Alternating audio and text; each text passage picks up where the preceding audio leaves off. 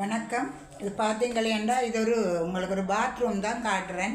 ஏன் பாத்ரூமை காட்டுறான்னு யோசிக்கிறீங்களேண்டு விளங்குது. ஆனாலும் இந்த பாத்ரூமில் வளமையான அமைப்பு இல்லாமல் ஒரு வித்தியாசமான அமைப்பு, அதுதான் என்னென்று பார்க்க போகிறோம். சரியா? என்னென்று சொன்னால் பார்த்தீங்களேண்டா, இங்கே பாருங்க, இது கிணறு.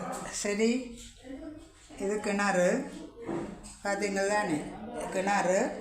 இந்த கிணறை சுற்றி அரைக்கட்டு இருக்குது. இந்த அரைக்கட்டோட தான் இந்த பாத்ரூம் இருக்குது. சரிதானே? இந்த பாத்ரூமில் நாங்கள் மோட்டரை போட்டும் தண்ணி எடுக்கக்கூடிய வசதி இருக்குது. அதே நேரம் இங்கே பாருங்க, மோட்டர் இதுக்கு இருக்குது, மோட்டரை போட்டு எடுக்கலாம்.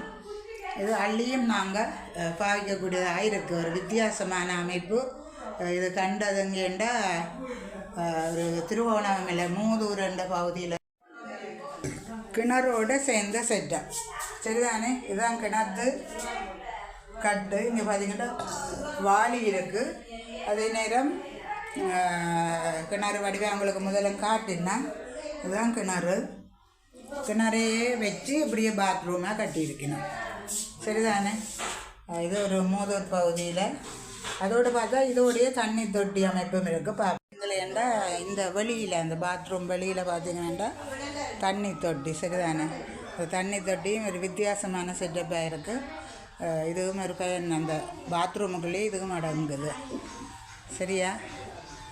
ஓகே ஃப்ரெண்ட்ஸ், பிடிச்சா வித்தியாசமான ஒரு அமைப்பு பார்த்தீங்களேண்டா, இங்கே வேறுங்க.